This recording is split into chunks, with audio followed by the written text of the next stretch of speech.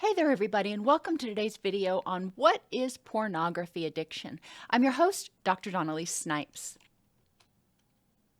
In this video, we're going to define pornography addiction, differentiate porn addiction from recreational use, and then we'll finish up with a little self-assessment. So what is an addiction? People who are addicted to pornography are unable to stop or significantly cut down using pornography.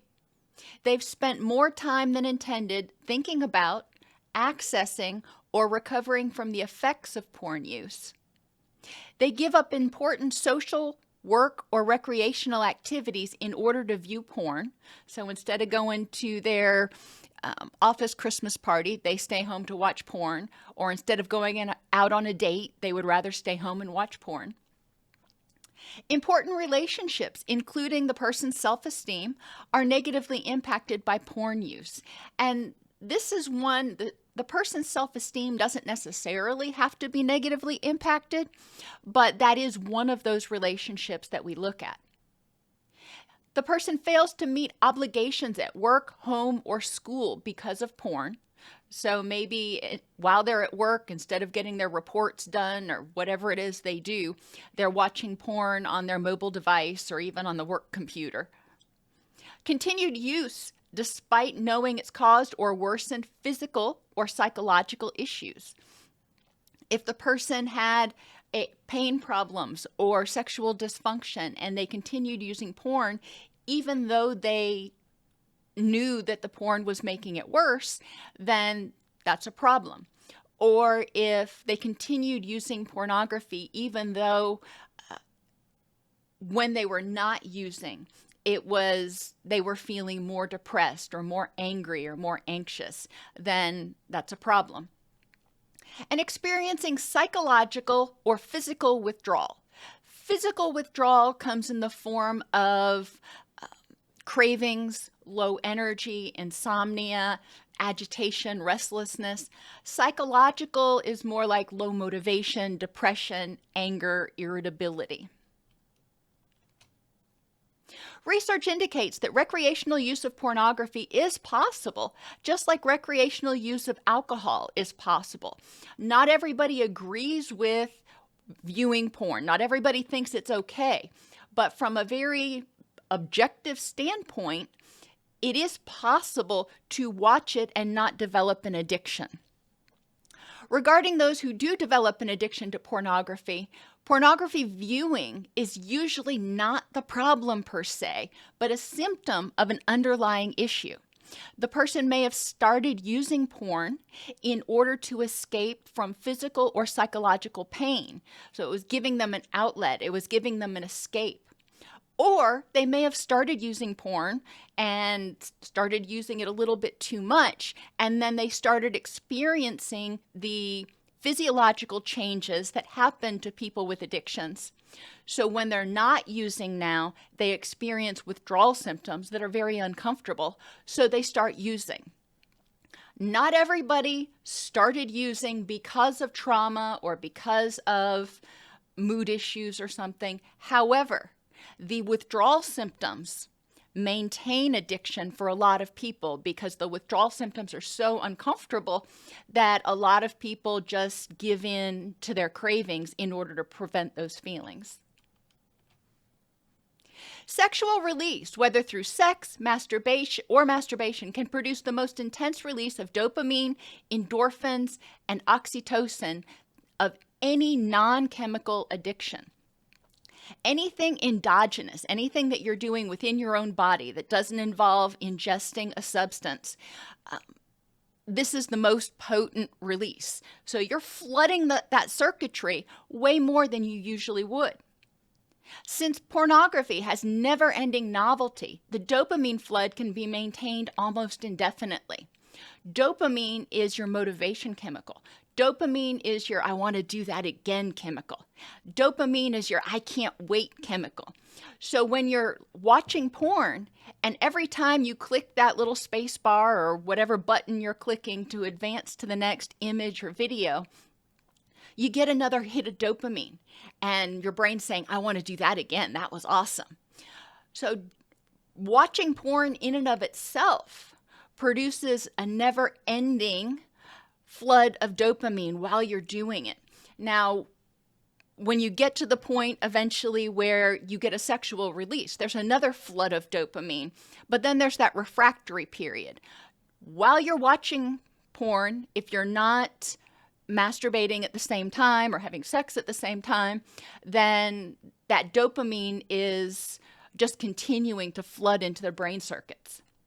Over time, this flood of dopamine results in alterations in the brain that will produce tolerance, withdrawal, cravings, and loss of motivation. So let's talk about this self-assessment. Do you have an addiction to porn? You don't have to have all the symptoms of addiction in order to qualify as having a substance use disorder. Now, pornography addiction is not in the DSM-5 TR. It's actually listed, we kind of go towards compulsive sexual behavior or hypersexual disorder. But what we're really looking at here, in most people agree, is something that we're going to classify as an addiction. So if it is causing problems in your life, more than 2 problems in your life in a 6-month period, then it's likely that you would qualify as having pornography addiction. So the self-assessment. Can you successfully stop watching pornography for at least a week? Try it. If you can do it, wonderful. If you can't, that's a clue. How much time do you spend each week thinking about porn?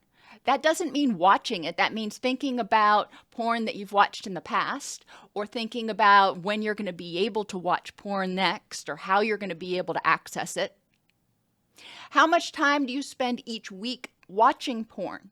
And yes, I know I'm saying each week, so you're going to be keeping a log, if you will, to figure out how much time you spend thinking about it, how much time you spend engaging in it, so you can see how much time you'll free up if you are not engaged in watching porn. How much time do you spend each week recovering from the effects of watching porn?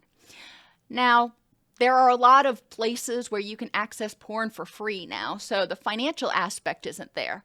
However, this includes not only physically recovering from the effects of watching porn because you're exhausted afterwards, but also catching up on your work because you were supposed to be working and you didn't do it, so you had to scramble to get that report done, or trying to make up with your significant other because they found out that you were watching porn and they're angry now, or whatever the case may be. But how much time do you spend each week recovering from the effects of watching porn?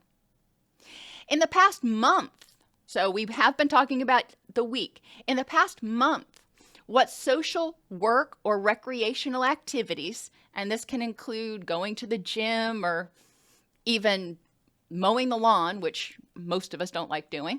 In the past month, what social work or recreational activities have you given up or failed to accomplish because you wanted to watch porn and you decided to watch porn instead? And this is another area where porn can cause problems in relationships, because if you're supposed to be getting things done on that honey-do list, then, and you don't do it because you're preoccupied with watching porn, you're spending too much time doing that, then your significant other may start to get really cranky. If you don't have a significant other, if we're talking about lawn chores, then your HOA may start to get really cranky. How has your self-esteem been impacted by pornography use? Whether it is feeling frustrated because you're not able to stop using porn, or because you're seeing things in porn and you're comparing yourself to the people that you're watching and you're thinking, I don't measure up. There's a lot of ways that porn can impact self-esteem. How have your relationships with your friends, family, and significant others been impacted by your porn use?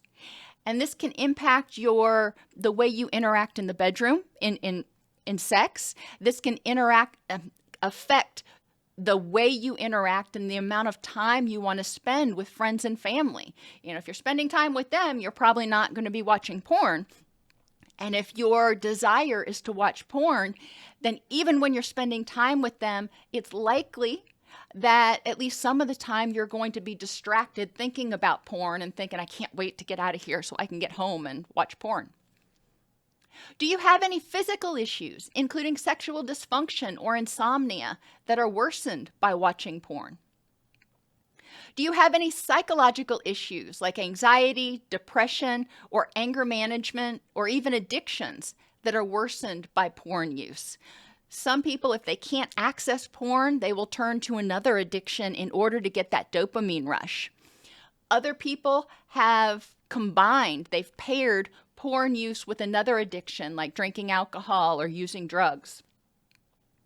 When you are not able to regularly access porn, do you experience psychological or physical withdrawals? Whether it's having sex, viewing pornography, or masturbating, if it's done with a regular, high frequency, it can result in alterations of the dopaminergic system, your reward system. And the dopaminergic system is also involved not only in reward seeking, but also in motivation and energy. So then when you're not using, your motivation and your energy just kind of goes downhill. In the next video, I'm going to talk about 10 tips for recovery from pornography addiction.